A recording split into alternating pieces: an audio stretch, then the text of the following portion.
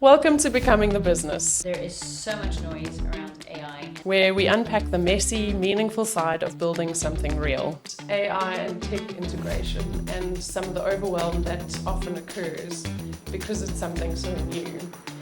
We're Caroline and Liska, coaches, thinkers, and longtime friends, having honest conversations about work, identity, leadership, and everything in between. What other automations are you aware of?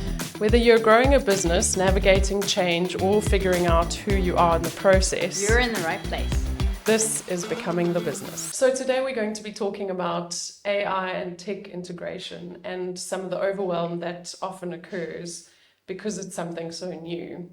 And so I'd love to hear from you, Caroline, what your thoughts are on what it's like trying to integrate AI into business. So I've spoken to a lot of different businesses and different industries, and I'm always amazed at how people they're comfortable with the easy spreadsheets. So spreadsheets now are something that everybody sort of knows how to use, and then Word documents or documents. So sheets or even handwritten notes.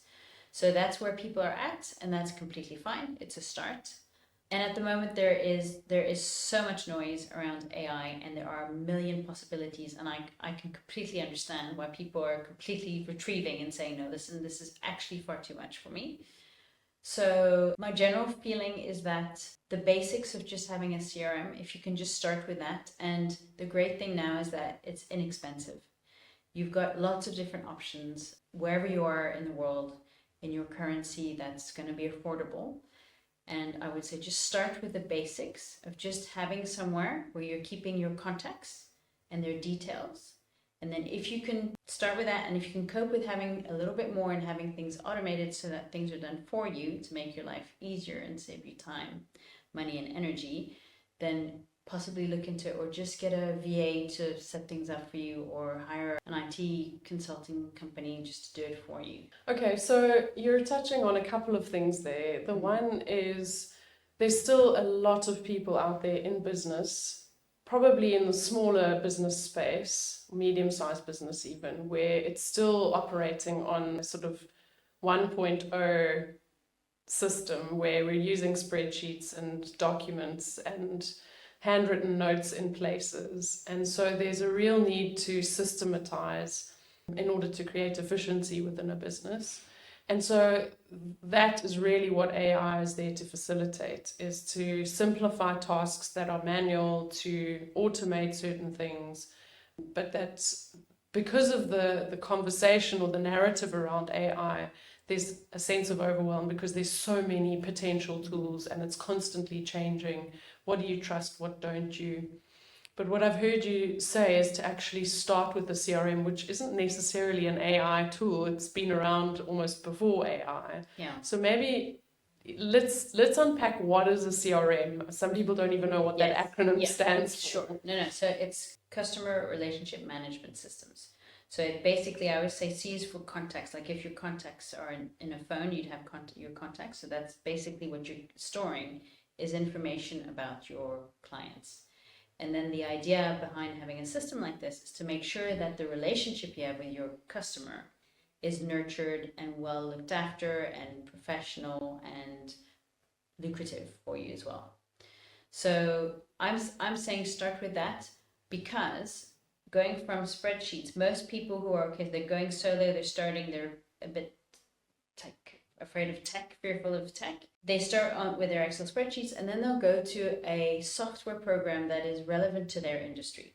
So plumbers, electricians, they all have what is industry standard, and they'll ask their buddy who's got a plumbing business, what are you using, and it'll be something like that. But those are often just, again, basic places to store information, but they don't really do anything for you in terms of sales, in terms of people management, in terms of email campaigns, your books, your finances.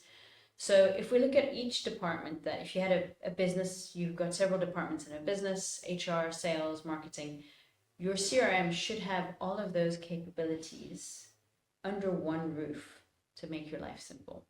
And then you could really start to unpack, okay, what is it in my business that could be working better for me? So What I've heard you say, which I think is really interesting, is that there are systems out there that people turn towards.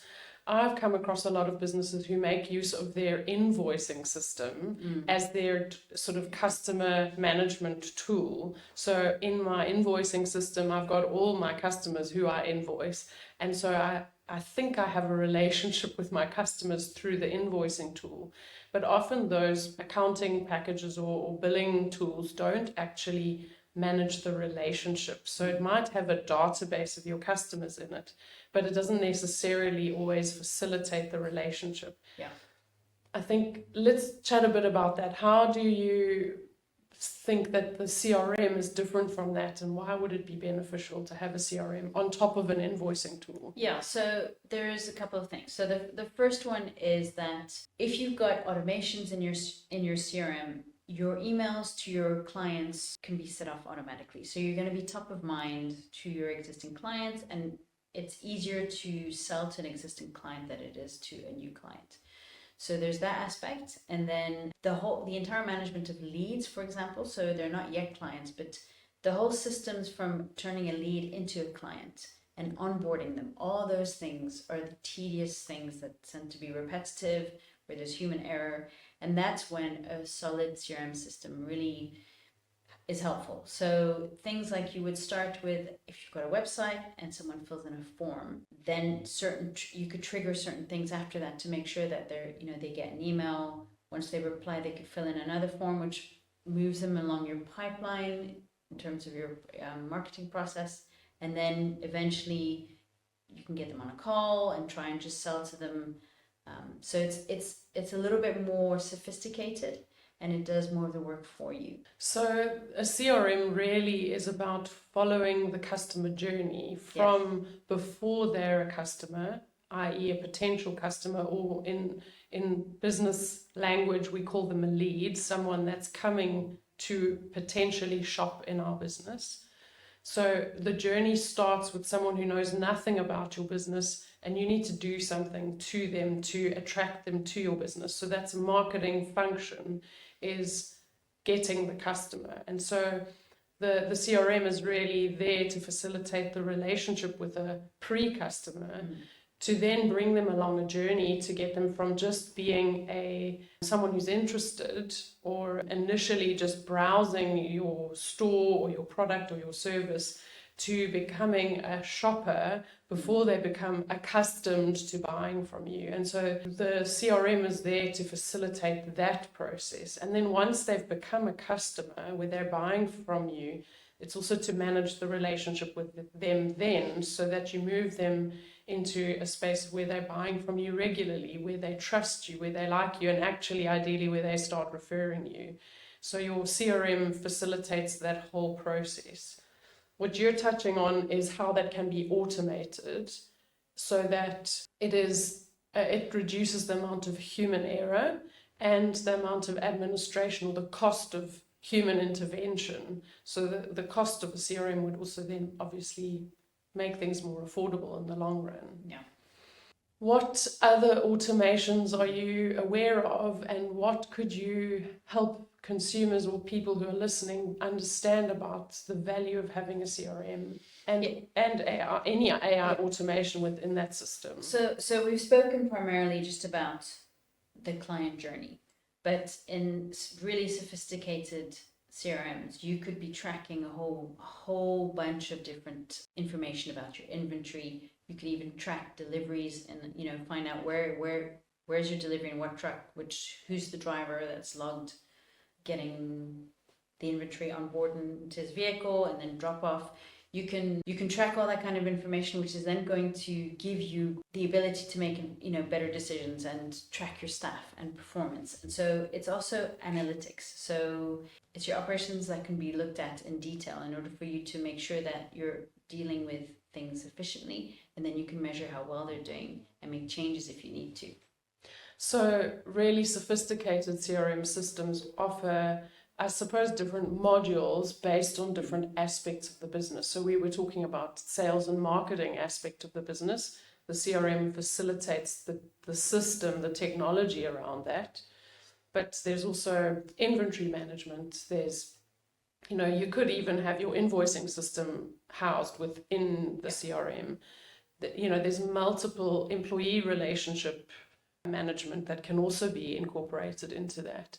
And so it's really a kind of buddy system, something that comes alongside your business, that understands your business over time and in a way can start predicting things for you. Yeah. So it becomes like a brain for your business. Yeah, that's a great way of describing it. If you look at how a business is structured and each department within that business, then there's literally something in a CRM that could be dealing with each of those entities. So that is, you're right. So staff performance, you can store contracts, you can store information that is relevant to that staff member, you can have internal communication systems.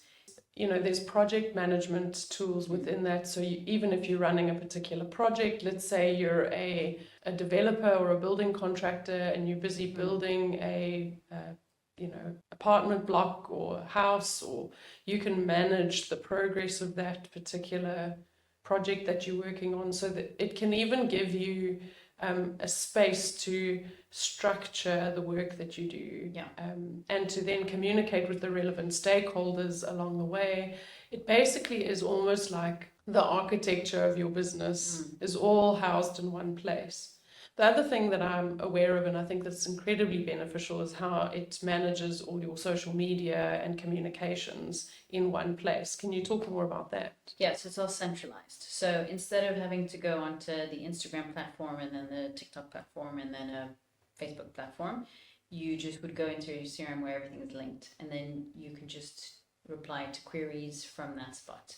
So it's just very practical. So I'm wondering if you have a particular example of a business that you're currently working with, where there's been an adoption of AI, or how has that process happened, first starting with getting the clients to understand what you offer, and then how are you introducing it and integrating it into their business?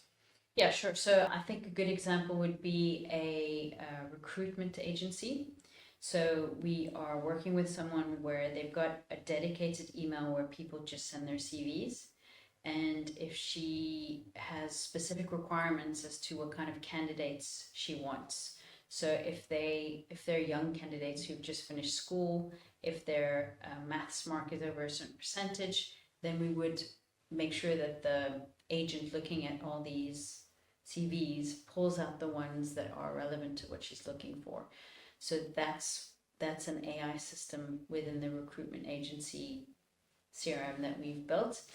And then that's the first part. And then she could have a form on her website where you'd have freelancers applying to be one of her freelance clients, and then you'd have people looking for freelancers, and the matching of the two is done automatically. And then even an interview process is done automatically, and then from that the quality of the interview is then transcribed, and then she can then decide, okay, so I think this candidate's suitable or not. So there's a lot of automation there where we're literally saving her hours and hours and lots of tedious work, literally by just having that little system in place. So are the interviews live with an interviewer and an interviewee, or is it an agent doing the interview? It's an agent. Yeah, so the candidate's sent a link, again, automatically, and then answers questions, and then the owner of the company can then establish whether it's somebody who's presentable and would be suitable for the positions. Yeah, so she doesn't have to do the interviews in person. She doesn't have to make herself available for the times that suit someone else. So it's really, really streamlined and really a nice process for her. So one of the questions that often come up with AI is, how much intuition and how much empathy does the agent actually have? But it sounds to me like the agent is just asking the question and you're transcribing it and then making use of the content to make the decision. So there's still human intervention in the process. Well, the decision making is done at the higher level, which is what she wants. She wants to make sure that she's still involved and supplying quality candidates to her clients. So that process is done by herself, but everything else before that isn't. Whereas she was manually going through her emails to look at every single CV. She was getting up at 4 o'clock in the morning to do that. So she'd spend about 3 hours doing that, and then there would be an entire process of someone filling in a form. She'd have to look at the form. She'd then have to set up an interview time that suits both people, and then go through the interview and then decide afterwards. And if the candidate wasn't suitable, all of that time is wasted. So it's really qualifying people nicely before and saving her a huge amount of time.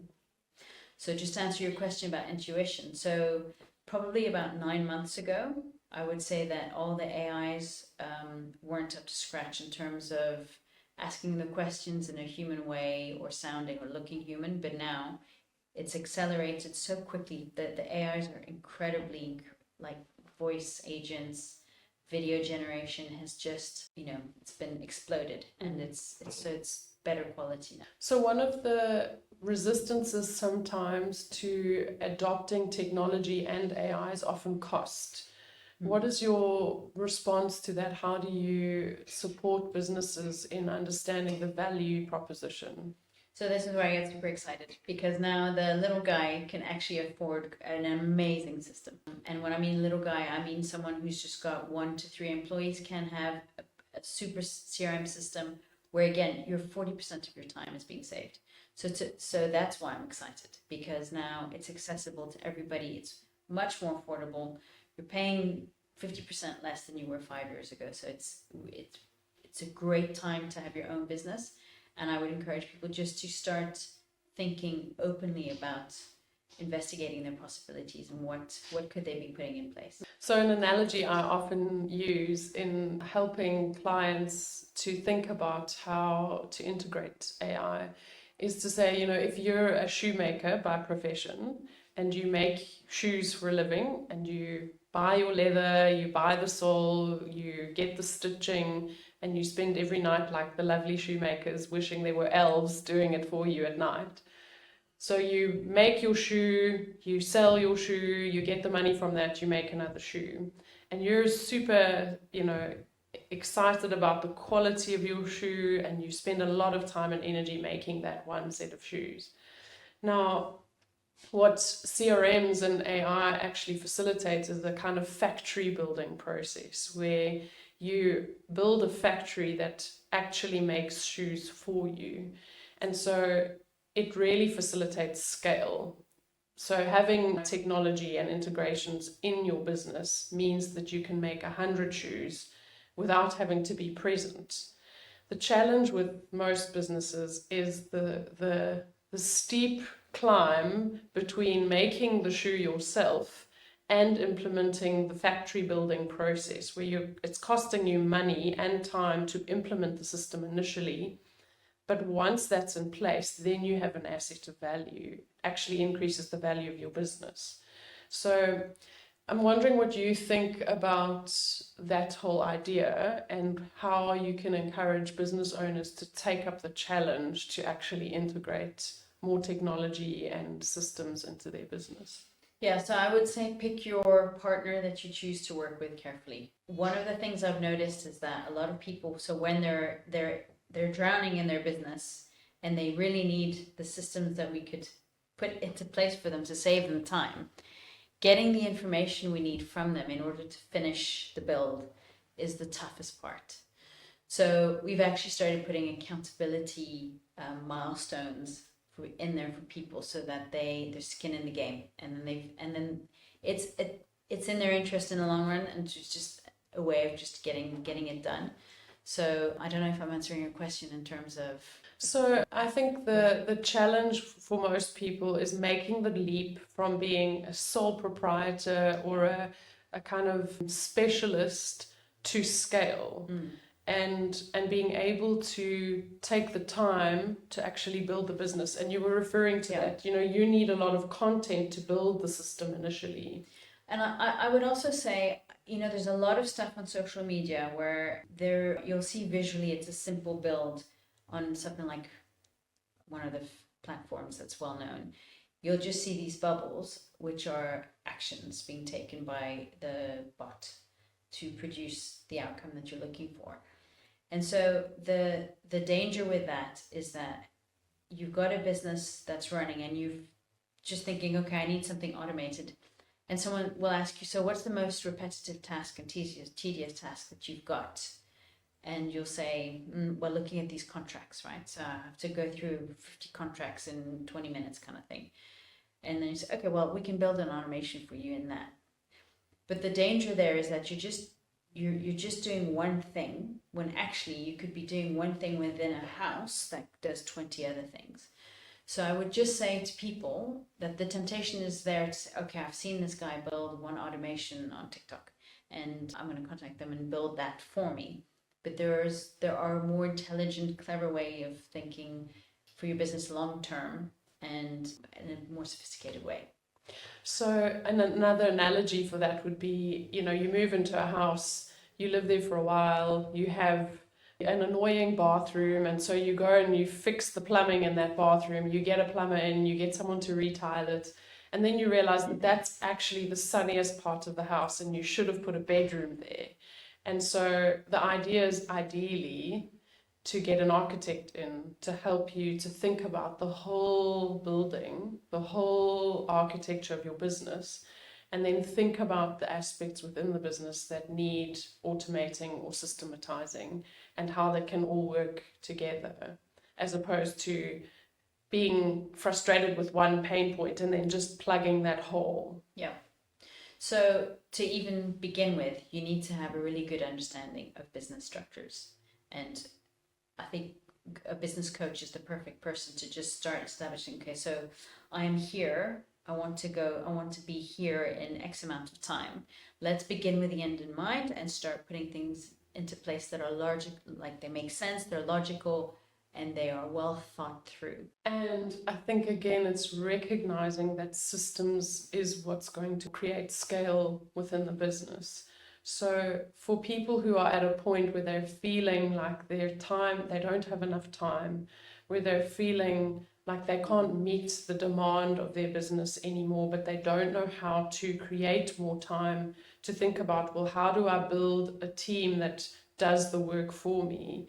So from a scaling point of view, automations and systems are really useful, but there's also ways in which you can begin your business with that in place. And so I think this applies to anyone, no matter where you are in the stage of building your business. Yeah. You can actually start a business ideally with that architecture in place, even if it's in limited ways, but have a plan around how you're going to grow with it. Yeah, and that's so your consultant that you go and see needs to have that picture in mind when they speak to you.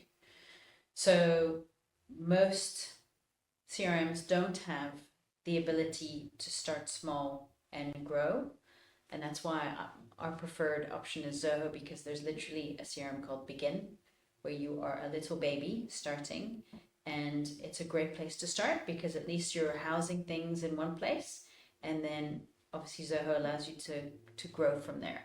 And so you need to also be aware that there are different platforms that don't have that in mind. It's all about the end in mind. So you start from your foundations and you're building up. So from my experience of having zero business background and just deciding, okay, I'm going to start my own physio practice.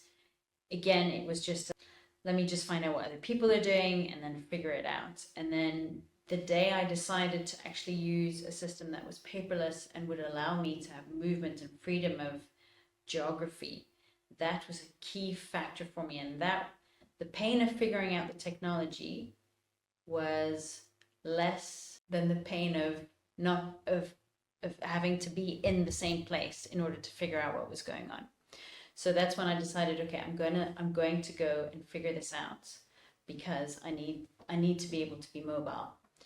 So that decision, the pain points in people's lives and the feeling overwhelmed with technology, what can people do to help them overcome that and to help them make that first step? Okay, I'm going to do this. Get into the factory mode of the shoemaking. It's usually at a point of frustration. So most people get to the point where the current dynamic, the current way of working isn't working for them anymore. And it's often because of, I can't service my clients by myself anymore. and I want to make more money. So that's usually the indicator for making that transition. I think what you're describing is that you went and did the learning yourself. And so the challenge for most business owners is, do I have the money to get a consultant to help me with this? Someone who already knows the system, already uses it, is very familiar and efficient with it. Or do I go and do the learning? So don't spend the money, but I spend the time developing my own understanding of it. And so that's the challenge. Either way, you're going to have to spend something. There's always a cost involved. So interesting you should say that, because at the time I was using a technology that wasn't in the country that I'm in now, and there was no one really to figure it out other than myself. And so that's also, it was out of necessity that I was like, okay, I'm going to figure this out. And I was up at 3 o'clock in the morning trying to figure this out. But I think nowadays it's completely different. Whatever business you're in, these CRM service every single industry pretty much. So you can really pay someone to help you, and it's not going to be that expensive. Yeah. So that's really a mind shift to make, is recognizing the value of spending the money in the short term so that there's long-term benefit. And most people can't fathom that initial cost of, there's a cost of doing the build or of integrating something, but that leads to efficiencies later on, which then creates more value. So let's talk about consultants and what's out there. How do you know who to even contact? How do you know who to trust? Because AI is such a new thing. Yeah. So I always tell people that we speak business and then we speak AI. Because if you're wanting to integrate automations in your business, you have to understand the business in the first place. So your consultant should be asking you lots and lots of questions about your SOPs, if you have any, your structures, your staffing, your HR, your sales, your marketing, every department that you've got. If you've got any, if you're that size company, just lots of questions. So that's a red flag if there aren't many questions. And then super importantly, your system should be custom built to your needs. You should not have to plug into a static system. That is old school now. And there are some big names out there. There are actually, that's it. So you need to have consultants who understand about business, they understand automations, and they understand how to put everything together so that it makes sense for you. I think that's really valuable, because often, we have tech specialists who actually are really good at the technology themselves, but they're not really business experts. And often it's the technology language that's used is you can't really, as a business owner where you have no understanding of the technology, actually you can feel quite overwhelmed by how technical it can be. And so I think there's a lot of value in the way that AI has become so accessible to non-technologically trained people. Yeah. There's another thing I would add actually is, I've noticed in the team that we've got building customized CRMs for people, is that the three of us have very different backgrounds and skill sets. And actually we come together very nicely when we're building these CRMs, because we've got a little bit of everything to bring to the table, and marrying all of those make a perfect system. So I would also perhaps say that you need to inquire about the consultancy company that you're going to, as to who the team members are and what their skill sets are and their strengths. So we've been talking today about technology and AI in particular, and CRMs, systems, things that really facilitate efficiency, productivity, and scale for our businesses. Do you have a checklist for people to work through when they're considering adopting a system or integrating something new from a technology point of view? Yeah, so I would say the first thing is to think about your business and not get excited about just putting any AI automation within your business. So that's the first thing, because otherwise you're going to have a very messy system of multiple automations from multiple people, and then it just gets messy, and your likelihood of things going wrong is high, and accountability for who needs to fix what gets complicated. So that's the first thing. The second thing is to choose your CRM wisely. Make sure that it is a customizable system. Make sure that it is a scalable system, and make sure that it is a system that can be automated. And then go to reliable partners who understand your business as well as the technical side of the CRM. And then be brave in terms of thinking about the cost. It's not expensive anymore to do that. So you can explore it. Don't just hide away going, okay, well, this is never going to happen because it's just me and I am working off spreadsheets and I sort of have a bookkeeping system.